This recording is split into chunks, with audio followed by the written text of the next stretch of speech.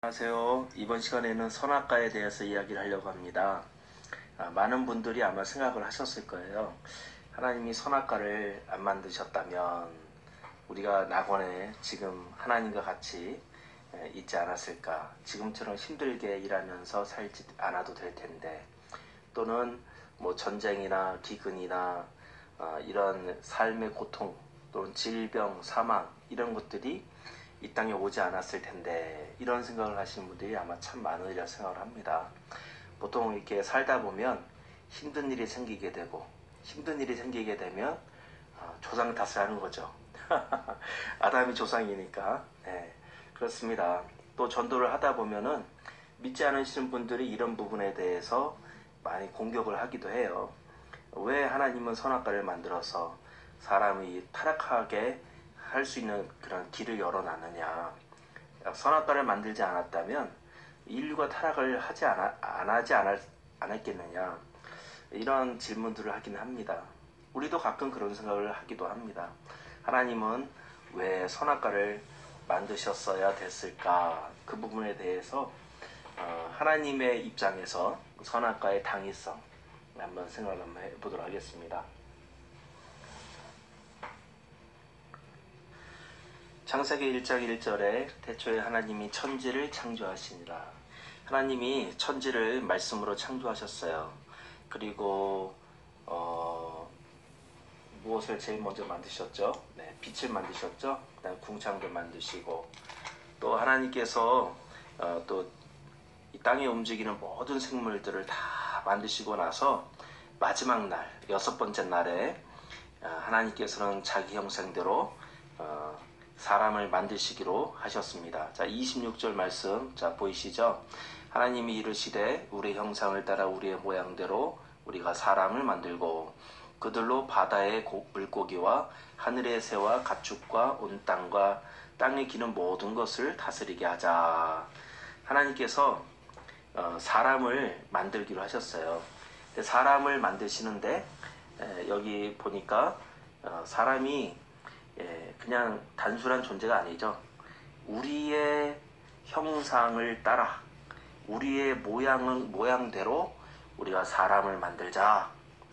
하나님의 형상과 하나님의 모양대로 만들자라고 했어요. 그리고 하나님이 곧바로 만드십니다. 하나님이 자기 형상 곧 하나님의 형상대로 사람을 창조하시되 남자와 여자를 창조하시고 라고 하셨습니다. 자, 이 형상과 모양에 대해서는 중세까지 많은 이 여러 가지 학설들이 있었는데, 형상과 모양을 따로따로 보는 사람들이 있었어요. 대표적으로 이레니우스 같은 사람들. 그러나 이제 마틴 루터 시대에 왔을 때는 마틴 루터가 이것은 이 형상과 모양이 다른 것이 아니라 단지 중언법으로서 형상과 모양은 같은 하나를 다른 언어로 비슷한 말로 다시 이야기한 것이다 라고 이야기를 했죠. 형상과 모양은 다른 말이 아니에요. 자, 그래서 하나님이 자기 형상 곧 하나님의 형상대로 사람을 창조하시되 남자와 여자를 만드셨어요. 자, 그리고 28절 말씀 보니까 하나님이 그들에게 복을 주시며 하나님이 그들에게 이르시되 생육하고 번성하여 땅에 충만하라. 땅을 정복하라. 바다의 물고기와 하늘의 새와 땅에 움직이는 모든 생물을 다스리라 하시니라. 그리고 하나님께서 그들에게 복을 주셨는데요. 생육하고 번성하고 충만하는 복을 주셨고요. 땅을 정복하라고 해요. 정복. 그리고 모든 생물을 다스리라 라고 하셨어요. 다스리라. 정복하고 다스리는 복을 사람에게 주셨습니다. 자, 그러면 이 사람은 어떤 존재일까요? 사람은 하나님이 이 땅을 창조하셨지만 하나님은 사람이 이 땅을 하나님을 대신하여 이 땅을 통치하기를 바라셨어요. 다시 말하면 사람은 하나님의 대리 통치자가 되는 거죠. 네, 이러한 특권을 주셨습니다. 모양도 하나님의 형상이고, 또 세상의 정복자요 통치자로서 인간은 이렇게 지음을 받은 존재입니다. 자, 창세기 2장 보시니까 또 하나님께서 인간의 창조를 다시 한번 말씀하십니다. 1장에서도 창조를 이미 말씀하셨는데 1장에서의 창조는 대략적인 이 지구 창조의 순서를 대략적으로 말씀하신 거죠. 전체적으로 모든 것들을 하늘서부터 땅, 모든 짐승, 인간 이런 창조를 다 대략적으로 말씀하시고 2장에서는 현미경적으로 더 자세하게 인간의 창조에 대해서 다시 한번 말씀하시는 거예요. 자, 2장에 보니까 여호와 7절 말씀에 여호와 하나님이 자기 땅의 흙으로 사람을 지으시고 생기를 그 코에 불어넣으시니 사람이 생명이 된지라. 여호와 하나님이 동방의 에덴의 동산을 창설하시고 그 지으신 사람을 거기에 두셨어요.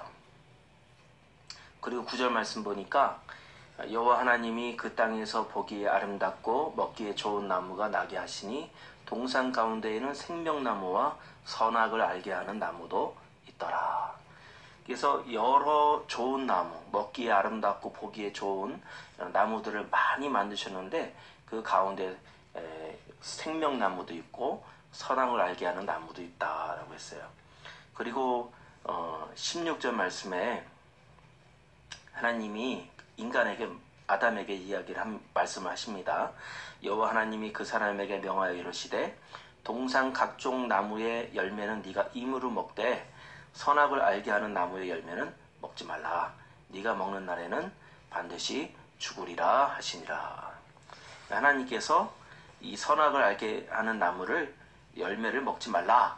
먹으면 죽게 된다. 이렇게 말씀하셨습니다. 금하셨습니다. 자, 그렇게 하나님이 금하셨지만 여러분도 잘 아시다시피 여자가 혼자 있을 때 짐승 중에서 가장 간교한 뱀이 여자에게 와서 물어봤죠. 하나님이 과연 너희에게 동산 모든 나무 실과를 먹지 말라 하시더냐. 그랬더니 여자가 아니다. 모든 나무가 아니라 동산 나무의 열매는 우리가 먹을 수 있지만 동산 중앙에 있는 나무의 열매는 하나님의 말씀에 너희는 먹지도 말고 만지지도 말라. 너희가 죽을까 하노라 하셨다. 했죠. 아담이 하와가. 그랬더니 뱀이 계속 하와를 유혹을 합니다. 너희가 그것을 먹는 날에는 너희 눈이 밝아져서 하나님과 같이 되어 선악을 알 줄 하나님이 아심이니라. 그래서 너희가 하나님처럼 될까봐 하나님이 먹지 말라고 한 거야. 그래서 유혹을 하는데 하와가 그 나무를 다시 바라본즉 그 나무 열매가 먹음직도 하고 보암직도 하고 지혜롭게 할 만큼 탐스럽게 여겨져서 그 열매를 따먹었죠. 하와가 따먹은 것은 그 열매를 먹고 하나님처럼 되고 싶은 마음이 생겨서 먹은 거예요. 네, 뱀이 타락한 이유도 그 뱀도 하나님처럼 되기 위해서 지극히 높으신 위에 그 하나님의 영광에 비기기 위해서 자기가 하나님께 반역하고 이 땅에 타락해서 떨어진 거 아니겠어요? 근데 그 뱀이 여자에게 또 유혹하는 거예요. 하나님처럼 될 수 있다. 여러분, 이 세상의 모든 문화나 종교들이 바로 이와 같습니다. 하나님처럼 될 수 있다라고 가르쳐 주는 거예요. 여러분, 불교 같은 경우가 어떻습니까? 사람이 깨달음을 얻으면 부처, 신이 될 수 있다는 것을 가르치는 종교가 바로 불교 아닙니까? 네. 고행과 수행, 또 명상 이런 것을 통해서 깨달음을 얻으면 사람이 신이 될 수 있다 가르치는 종교가 불교입니다. 천주교는 어떻습니까? 천주교에서는 우리가 성자라고 해서 하나님도 아니고 예수님도 아닌 이 땅에 굵직한 이름을 남긴 성인들을 이 성자라고 해서 그들을 섬기고 있지 않습니까? 사람이 하나님처럼 될 수 있다는 걸 가르치는 종교들인 것입니다. 그래서 이런 종교들뿐만 아니고 오늘날의 마블이라든지 DC라든지 이런 이 회사에서 만든 영화들, 여러분 슈퍼 히어로들, 슈퍼맨이라든지 또는 뭐 많잖아요. 타노스, 저는 잘 모르겠는데, 이런 영웅들이 뭐예요? 인간들도 어떤 특별한 체험을 하게 되면 어떤 이런 신들이 갖고 있는 신적인 능력을 얻어서 세상을 구할 수 있다는 거죠. 이런 것들을 가르치는 것이 바로 세상 종교와 문화입니다. 옛날에도 그랬듯이 오늘날에도 마귀는 사람들에게 하나님처럼 될 수 있다라고 가르치는 거예요. 어쨌든 아담과 하와는 이러한 유혹에 넘어가서 선악과를 먹고 그들의 눈이 밝아져서 그들이 벗은 것을 알고 무화과 나무 잎으로 자신의 벌거벗음을 가리고 또 그들은 저주를 받아서 에덴 동산에서 쫓겨났죠. 자, 이러한 비극, 과연 선악과를 안 만들면 우리 인간이 이런 타락의 길로 안 가지 않았을까, 이러한 생각을 하긴 합니다. 자, 우리는 하나님께서 사람을 단순한 피조물이 아닌 자신의 형상과 모양대로 지음을 받은 그런 특별한 존재였고, 또 하나님께서는 사람들로 하여금 땅을 정복하고 모든 짐승들을 다스리는 그런 통치자로서, 하나님을 대신한 대리 통치자로서 지음받은 것을 우리가 성경을 통해서 읽었습니다. 자, 그러면 자 보세요. 자, 하나님이 있고 또 인간이 있고 또 피조물이 있어요. 다른 피조물이죠. 이런 피조물이 있는데, 여러분 이 피조물들이 봤을 때 인간과 하나님의 공통점이 있어요. 인간과 하나님의 공통점은 바로 통치자라는 거. 통치자. 네, 지배자예요. 자, 그런데 하나님의 입장에서 봤을 때는 인간과 피조물, 인간과 피조물의 공통점은 그냥 인간도 피조물일 뿐이란 거죠. 그죠?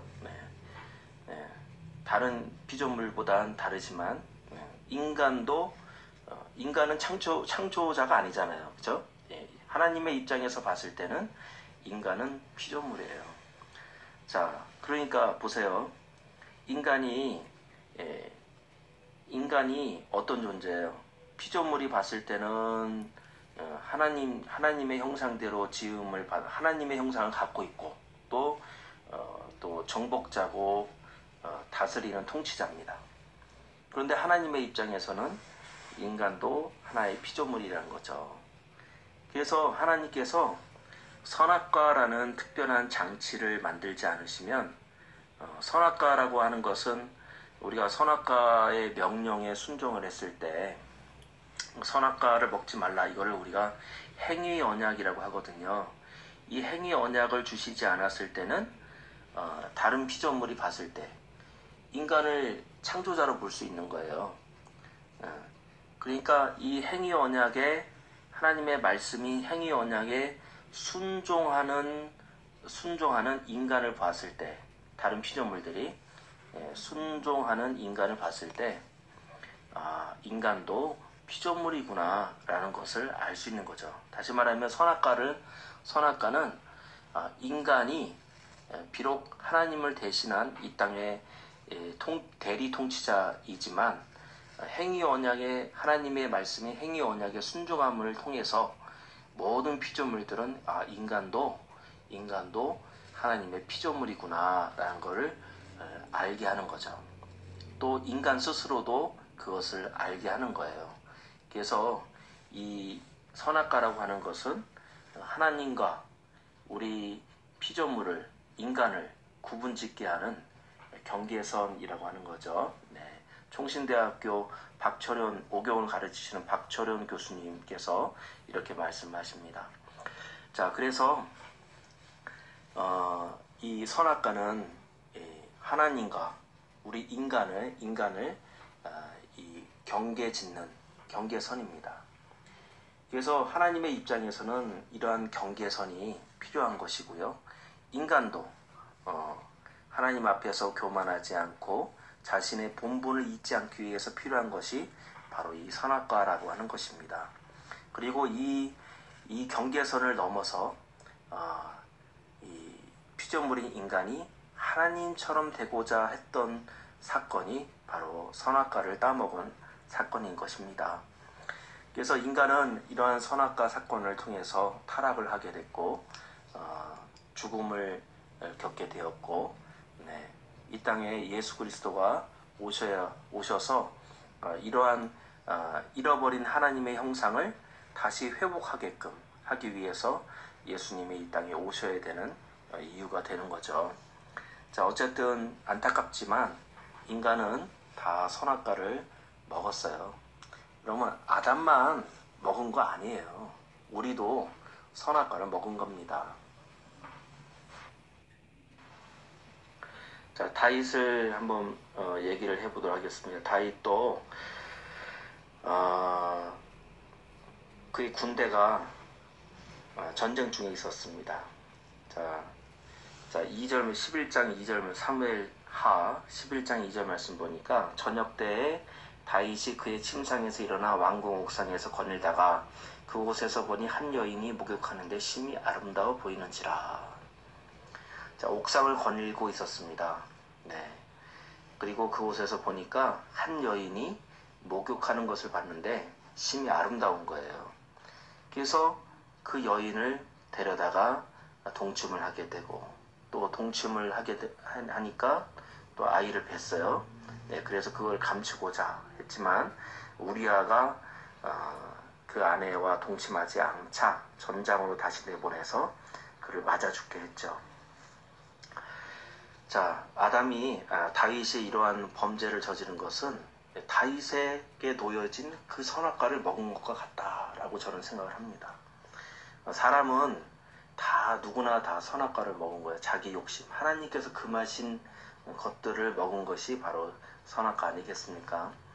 아담만 선악과를 먹었다 탓하지 마시고, 또 우리가 아담으로 인해서 우리가 죄 가운데 다 태어났지만 우리 스스로도 수많은 선악과 열매를 따먹으면서 살아온 죄인들인 것입니다. 자, 우리는 그래서 이러한 선악과를 따먹은 이러한 원죄와 또 내 스스로 지은 모든 자범죄들 가운데 우리를 구원하시고자 예수님이 이 땅에 오신 거죠. 자, 그래서 우리가 예수님을 잘 믿고 살아가야 되겠습니다. 어쨌든 자, 오늘의 교훈은요, 하나님이 왜 선악과를 만드셨는가? 하나님은 피조물이 봤을 때 하나님과 인간은 통치자였고, 또 하나님이 봤을 때는 인간과 피조물은 다 피조물들인데, 하나님은 하나님과 인간을 구분짓고자 선악과를 만드실 수밖에 없었다라는 것입니다. 오늘 말씀은 여기서 마치겠습니다.